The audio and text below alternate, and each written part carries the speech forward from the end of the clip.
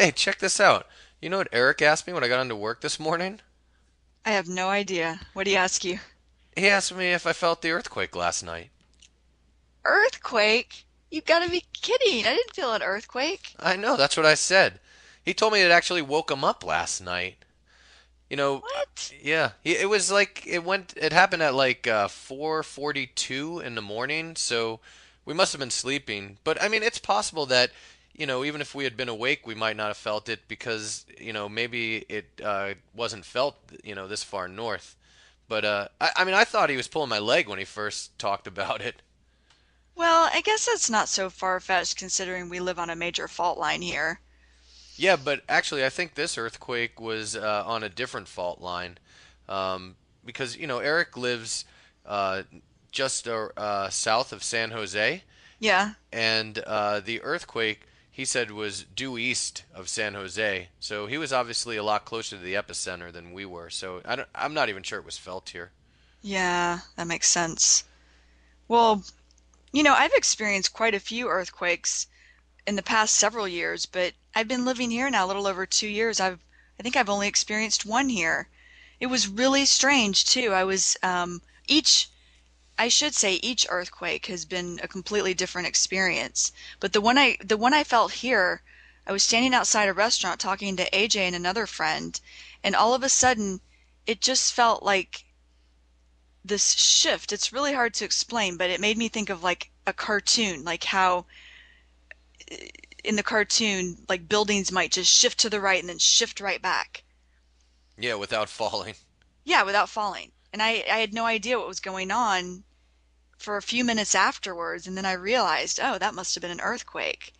Yeah, you know what I usually notice? The times that I've been at home here Yeah. and there's been an earthquake, it's almost as if there's this really big train or like a gigantic Mack truck going by, and suddenly I start to hear the heater shaking, and it's like the noise is like is loud for like a second, and then it's gone.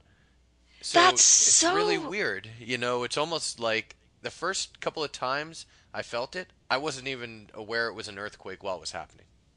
well, that's so funny you say that because one that I experienced in Bangkok, it actually was after the tsunami. And so later I found out that it was aftershock from the tsunami. But anyway, I was in a building up on the ninth floor, and suddenly there was all this rattling, and I'm thinking to myself, it was so irrational. I'm thinking to myself, God, there's like a train going by, and I can't believe that this building is shaking so much from the train. And of course, a train wouldn't have made a building, or at least me up on the ninth floor, feel something to that effect. And I think it happened about two times. And that one wasn't until several days later when I was talking to people and they were like, "Oh, did you feel the earthquake?" Then it dawned on me, "Oh, that was an earthquake." Yeah, It I was, know. It's crazy how when you're not used to feeling them, you could think it's something else. yeah, I mean, yeah, totally. I've been living here for a while now, and I've definitely felt my share of earthquakes. I mean, when you live here, it's a given that you're going to experience earthquakes. You just hope that you're not going to be here for the big one, you You're know? right. When I first moved here, it was about 5 years after the Loma Prieta earthquake, which was a very big earthquake here. And there are a lot of people who lived here who I met who had actually been living in the area when the earthquake hit. So it was interesting to get their perspective. And Oh, it also like made me remember where I was when I heard about the Loma Prieta earthquake. I was watching the World Series on TV, and it was taking place in San Francisco. So as I'm watching it, suddenly the announcer starts saying, "Wow, I think we're feeling an earthquake here," and the cameras started shaking, and all of a sudden the TV coverage cut out. So, I wanted to get a rundown what happened. So I turned to the news station, and within a few minutes, they were discussing this gigantic earthquake that had hit San Francisco, and they started showing pictures, maybe 30 minutes later, of these people who were trying to weed through the rubble of these buildings that had been like coming down. So I mean, it Oh, was pretty wow. scary. I'll tell you what, Yeah. you know. Yeah, well, the 3 months I was living in Japan, I experienced two. Both of those were very different from the one I'd experienced here, and also very different from the one in Bangkok. But one of them, I was actually up in my apartment, which was on the fifth floor of a building, and I was woken up at about 5 o'clock in the morning to the building swaying. And because earthquakes are like a dime a dozen in Japan, they've built a lot of their buildings to absorb the shock. So that's why it was swaying. It was a very surreal feel. Hi, this is Kristen Dodds. And this is Joe Weiss, and we just wanted to let you know that this material is copyrighted by Learn Real English, LLC.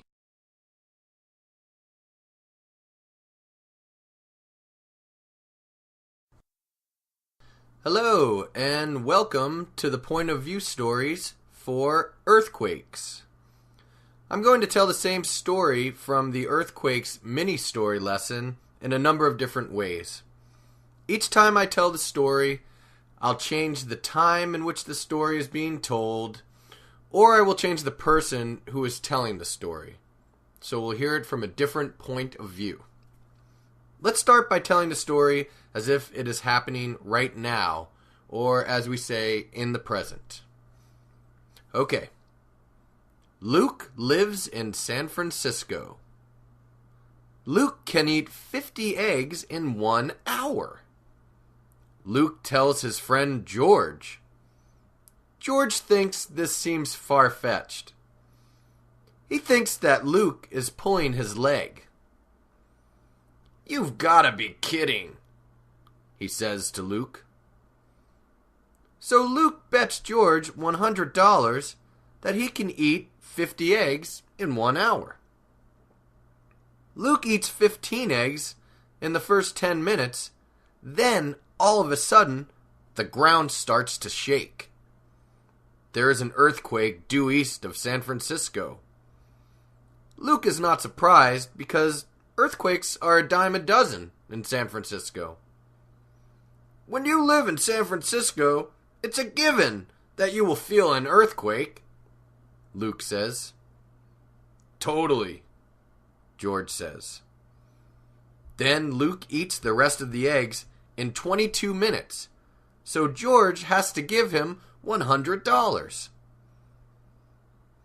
Okay, so that ends the story being told as if it is happening right now.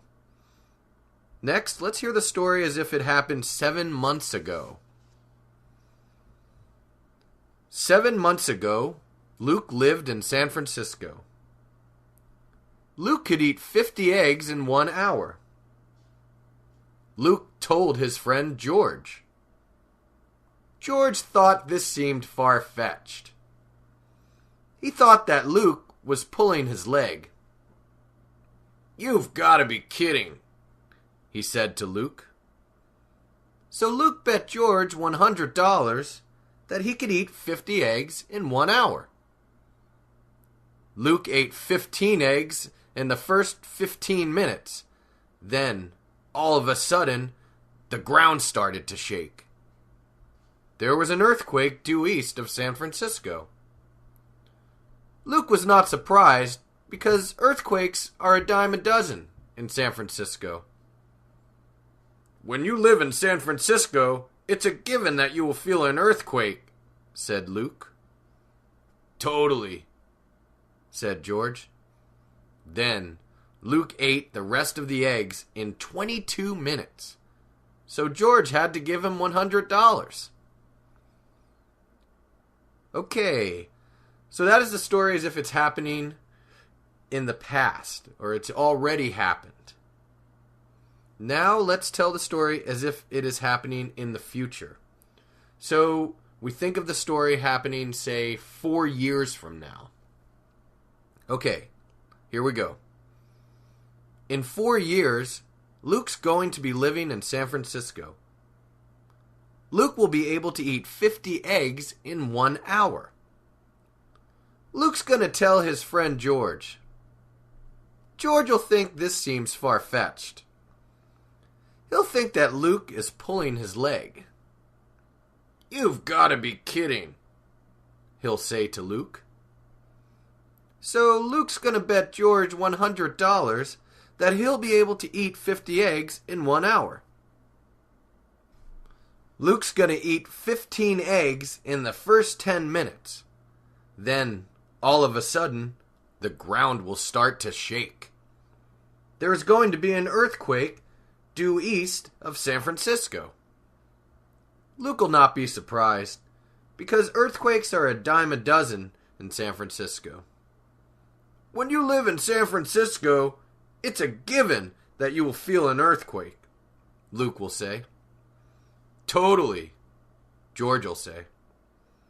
Then Luke will eat the rest of the eggs in 22 minutes, so George will have to give him $100. Okay, so that's the end of this version of the story. The version in which the story is in the future, where we talk about events that are going to happen or events that will happen. Now, I'd like you to notice that instead of saying something like George will think, we shorten it in normal conversation by saying George'll think. Basically, we combine the words George and will into George'll. This is more like how we would say it using spoken English. But, say, in a textbook, you would be more likely to see George will instead of seeing George'll. You also probably noticed that when we convert the word can into the future, we usually say is able to. For example, Luke can eat 50 eggs is changed to Luke will be able to eat 50 eggs. Alright, now let's hear the story from Luke's point of view. So this is the story that's going to be told by Luke. Okay, here we go. I used to live in San Francisco. I could eat 50 eggs in 1 hour. I told my friend George. George thought that this seemed far-fetched. He thought that I was pulling his leg.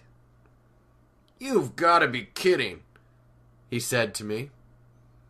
So I bet George $100 that I could eat 50 eggs in 1 hour.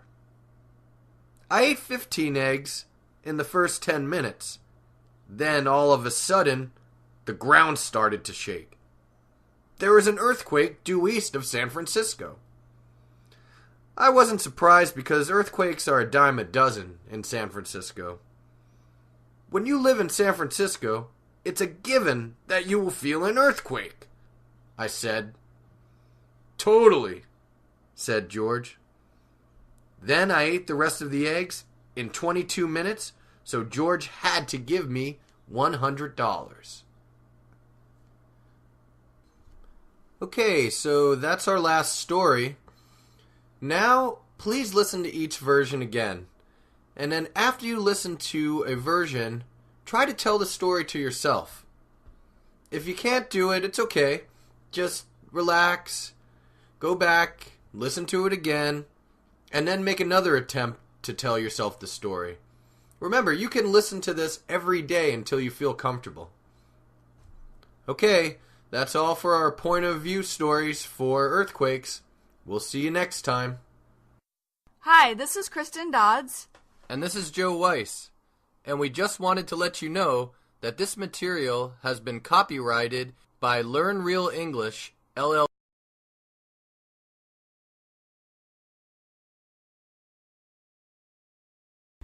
Okay, welcome to the mini story for the storytelling article.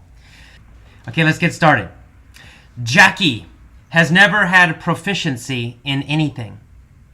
Everything he has tried, he has failed at. Jackie is not a smooth guy. He's not like James Bond. In fact, he's very vulgar. He always tells dirty jokes. He picks his nose and scratches his butt in public.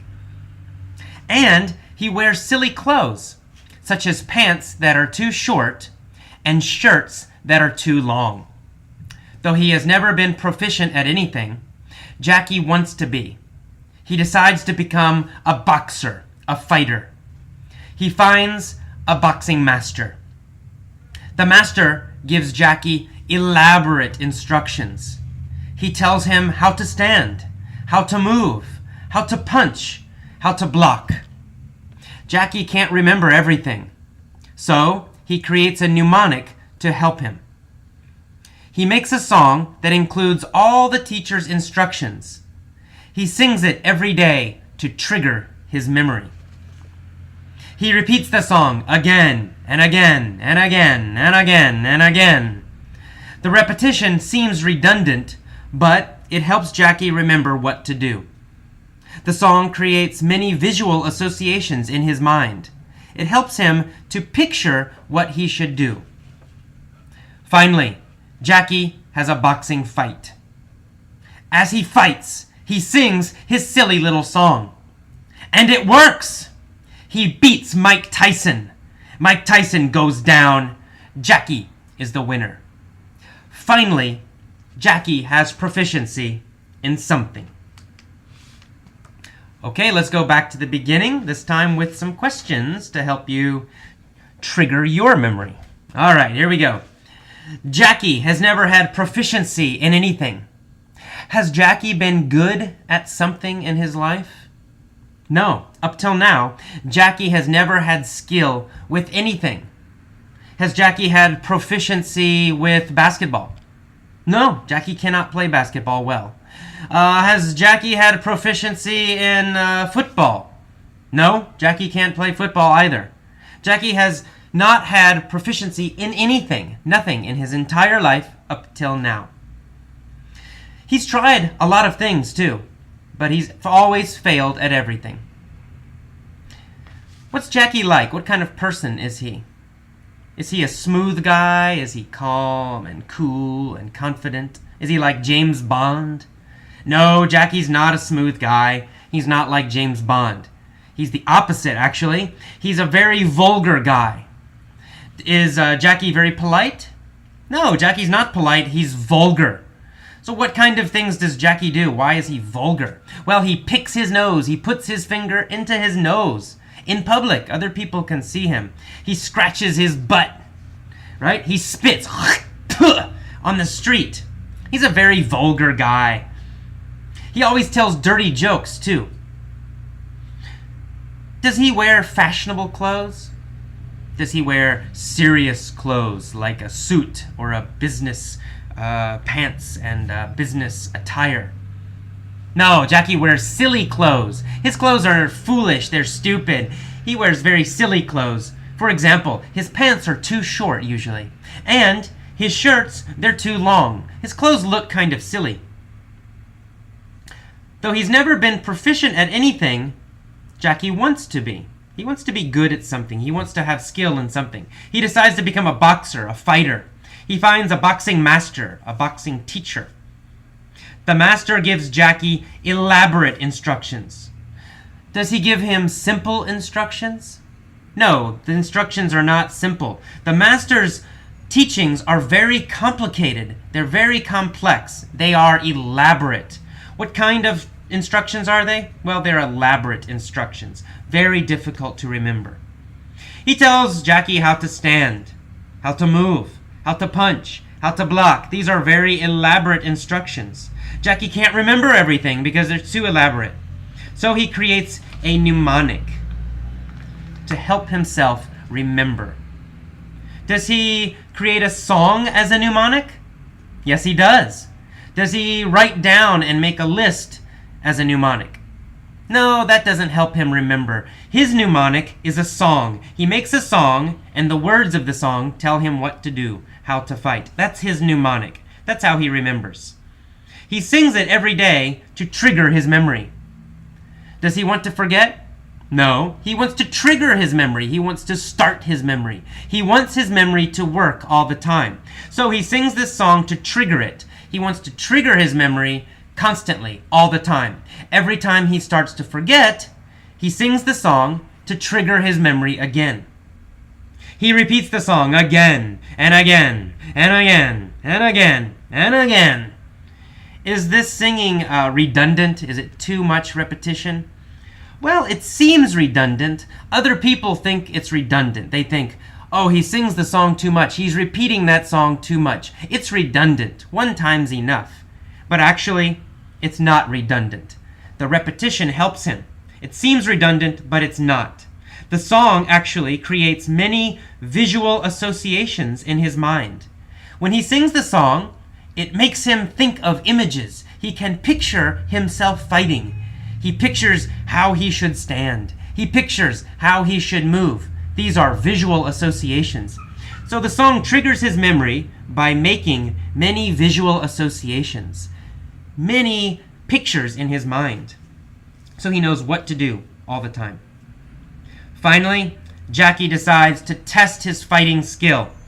He has a boxing match, he has a fight with Mike Tyson. What does he do during the fight? Does he sing a silly song during the fight? Well, yes, he does. Is the song a serious song? No, actually, his song is not serious. It sounds silly. It's kind of a funny little song. He looks silly the way he dresses, and his song is also kind of silly, kind of foolish, not serious. Does the silly song help him? Yes, it does. He beats Mike Tyson. He's the winner. Mike Tyson, boom, goes down. And Jackie is the winner. What does this mean? Does this mean Jackie is good at boxing, good at fighting? Yes, it does.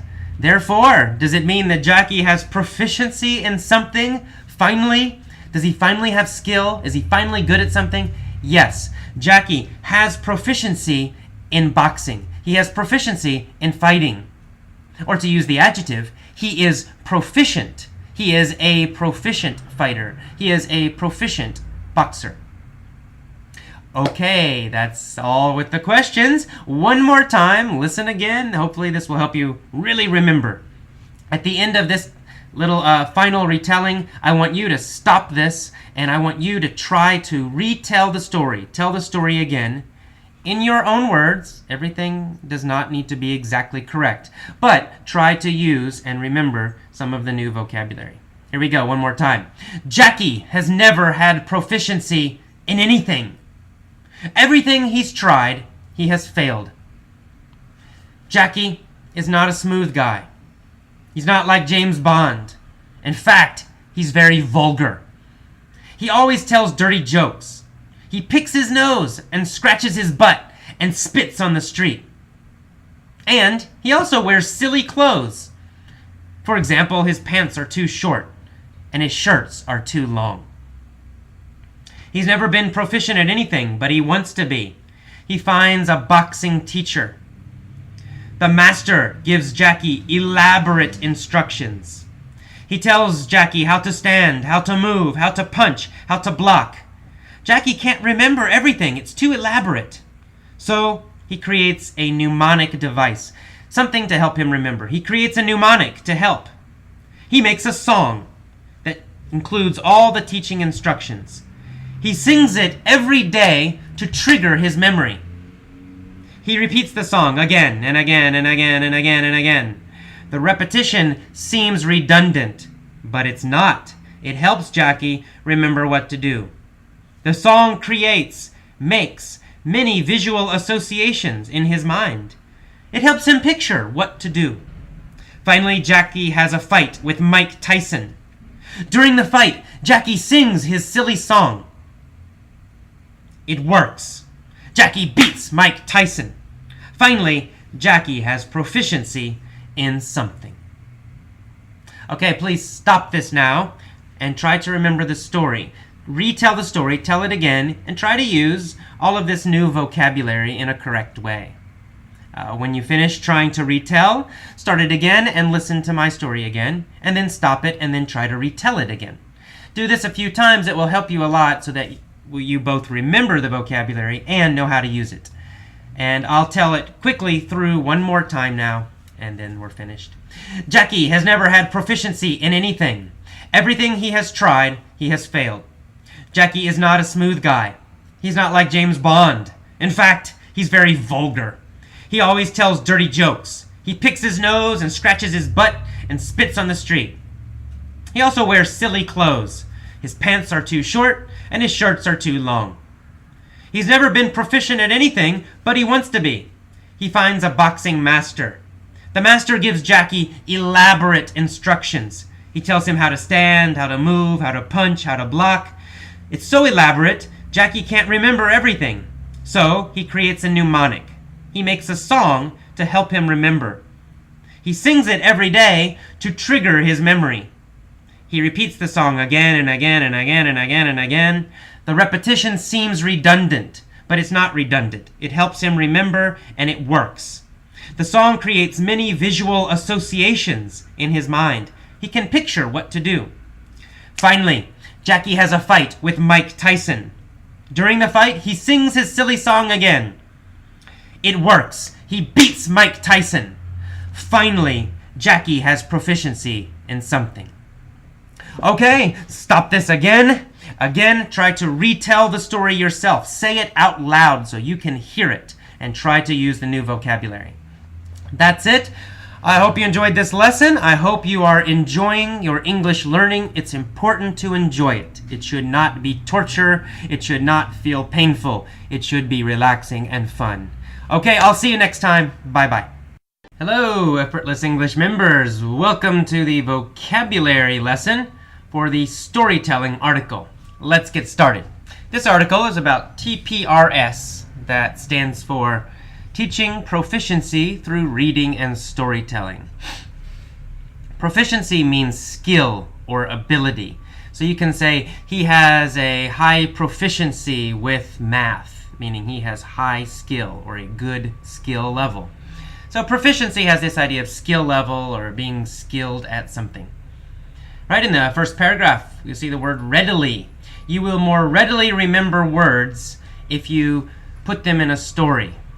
Readily basically means quickly and easily. Quickly and easily. So you will more readily do something. It means you can do it more quickly and easily if you do it in a story. Alright, in that same paragraph you see the word vulgar. Vulgar means rude and crude. So something is vulgar, maybe like a dirty joke. We might say a dirty joke is vulgar. So it really means very, very rude. It's not just normal rudeness. Vulgar means extremely rude, very, very rude. Okay, in the next paragraph, I use the word mnemonic. I say a story is in fact a good mnemonic. A mnemonic is something that helps you remember. It's a memory aid, a memory helper. So a song can be a mnemonic. If you have a little song and you put information in a song, then it's easier to remember than just memorizing it in a list. Well, it's the same thing. Stories are mnemonics. Stories help you remember certain phrases, certain words, certain grammar, much easier than if you study them from a textbook. So storytelling is a mnemonic, a good helper for your memory. In that same paragraph, you see the word aural, A-U-R-A-L. Aural means sound or related to hearing, actually, is what the correct meaning. Aural, related to hearing, related to sound. And then you also see sensory. Sensory, it can have different meanings, but in this case, sensory means related to feeling, related to touch. So we're talking about all these associations. It says a story links words to be remembered, and it causes you to build up, to create scenes that have visual, aural, and sensory associations for you. Associations means connections or related or connected thoughts. Connected thoughts, connected feelings. Those are associations. All right, in the next paragraph, you'll see the sentence, the major emphasis of the effortless English approach is to help students acquire English thoroughly. Emphasis means stress, as in like it's stress in a word, you say something harder. So an emphasis, in this case, the emphasis of effortless English, it means that's our main point, our main goal, our main idea, the thing we want to do most. That is our emphasis. So our emphasis is helping you remember words and phrases and grammar forms effortlessly, easily, and thoroughly. In the next paragraph, you see the introductory phrase, at first glance. At first glance, the mini stories may seem silly. At first glance means initially, or in the beginning, or first. So you can say, at first glance, in the beginning, the mini-stories may seem silly. Silly means not serious. It can also have the idea of foolish or even stupid. But in this case, it really just means not serious. So the mini-stories at Effortless English, they're not serious, heavy stories. They're kind of stupid, kind of silly stories. Not serious. Okay, in the end of that paragraph, I also talk about the questions. I ask questions when I retell the story. And I say these questions can seem redundant, ridiculously easy, and pointless. Redundant means something that is repeated, but it's not necessary. You don't need to repeat it, but it's repeated too much. So in this story, I ask a lot of easy questions. I'll say, there was a guy named Jim. And then I'll say, was his name Jim? What was his name? These seem like redundant questions, right? I'm repeating the same kind of information many times, and it seems unnecessary. Actually, though, it helps get more repetition, and it will help your brain remember the words. That's why it's done. But anyway, redundant means something that's repeated, but it's not necessary to repeat it. All right. Ridiculously easy, that just means very, very easy. It really means too easy, much too easy, ridiculously easy. Okay, in the next paragraph, you'll see the word aids. I say that visualization aids memory. Visualization is imagining a picture in your brain, in your mind. You imagine a picture. So that aids memory. Aids means helps. So to aid means to help. It's really quite simple. It's almost the exact same meaning. Visualization helps memory. Visualization aids memory. All right, onward to the next page. This is an easier article, I think, a little bit shorter article too this time. You see the word context. This is a very common word. Context means situation. So you need to see and hear new words in different contexts, in different situations. It's not enough just to see the word and then the definition and then try to memorize it from some list, because that gives you only one context, and it's not a very meaningful context, and it's not a very interesting context. So it's good to see the same word in this article, and then hear it in this vocabulary lesson, and then again hear it in a mini story. So those are different contexts, different situations. All right, I mentioned that questions in the mini stories increase your exposure to the new words.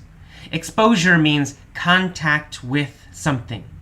If I say, I am getting a lot of exposure to the cold weather, it means I'm outside in the cold. I have contact with cold weather.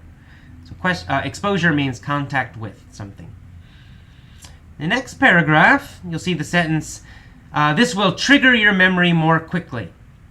I'm talking about if you participate in the story, if you try to answer the questions quickly, this will help trigger your memory. To trigger something is to turn it on or to activate it. If I trigger your memory, it means your memory turns on, your memory starts to work. If I trigger your anger, it means suddenly your anger begins to work. I turn on your anger. Okay, and I say, doing this, participating in the story, trying to answer the questions, is better than passively listening. Passive is the adjective, passively is the adverb, means without action and without energy. It's the opposite of active or actively. So passively listening means you just sit there, you listen, but you're really not using your brain very much. Active listening means you listen and then you try to answer the questions. You listen, then you stop your iPod and try to retell the story. That's active listening, and that's much better. It will help you much more than passive, than just sitting there but not really doing anything. All right, the next paragraph, you'll see the word scan. I recommend that you read the articles and scan the word list. To scan means to look at something quickly. So if you scan the word list, you're not looking at every single word trying to memorize them. You're just looking it over quickly. looking at it quickly, and just finding the words that you really don't know very well. So you're quickly looking at something, you're scanning it. All right, then I mentioned that at the end of the mini story, you should stop your iPod and you should try to retell the story yourself out loud. Out loud is the opposite of quietly. So not quietly. You should actually say the story so you can hear it. Go to a room by yourself and just say the story out loud. Say it loudly so you can hear it. That's what out loud means. And finally, I say, if you do all of these things, if you follow the whole effortless English system, you will learn the new words and phrases and grammar deeply, not at a surface level. At a surface level means not completely, not deeply, not thoroughly. That's at a surface level. Sometimes it can also mean not seriously. Storytelling. TPRS. Teaching proficiency through reading and storytelling. Suppose you want to remember a list of words. You will more readily remember the words if you make a sentence or sentences connecting the words in the form of a short story. You would remember it even better if the story was easy to visualize, and best of all, if you could picture a story that was dramatic or vulgar or comic or in some way involved your emotions. A story is in fact a good mnemonic, and the more elaborate the story, the better. A story links words to be remembered, and it causes you to build up scenes that have visual, oral, and sensory associations for you. Colin Rose, 1985. While effortless English is simple, it is also, in fact, designed according to research-proven methods. The major emphasis of the effortless English approach is to help students acquire English thoroughly and effectively. One way to do this is with mini stories. At first glance, the mini stories may seem silly. They're usually kind of foolish and are quite simple. Another thing that may seem strange is that I ask a lot of questions as I retell the story. These questions can seem redundant, ridiculously easy, or pointless, but they have a purpose. The mini stories are structured to help you more deeply remember the new vocabulary. I use silly or exaggerated stories because they are easier to visualize, and visualization aids memory. I use short and fairly simple stories because they are also easier to remember and picture. They are also easier for the learner to repeat and retell. The questions, likewise, have a purpose. First, the questions provide more repetition of the target vocabulary. Repetition is important. Various research shows that we need to hear and see a new word about 30 plus times in a meaningful and understandable context to remember it and be able to use it. The questions increase your exposure to these new words, getting you closer to the needed 30 plus repetitions. Another purpose of the questions is to force your brain to participate in the story. As you listen, you should try to immediately answer the questions as I ask them. This will trigger your memory more quickly than if you just passively listen. By working through all of the effortless English system, you will learn new words, phrases, and grammar forms more thoroughly. Read the articles and scan the word list. Listen to the articles several times. Listen to the vocabulary lesson a couple of times. Listen to the mini story several times and quickly answer the questions as I ask them. After completing the mini story, stop your iPod and try to retell the story out loud in your own words, trying to use the new vocabulary as much as possible. By following all the steps, you will learn the new material thoroughly and completely, not just at a surface level. You will then find it much easier to actually use what you have learned. Good luck.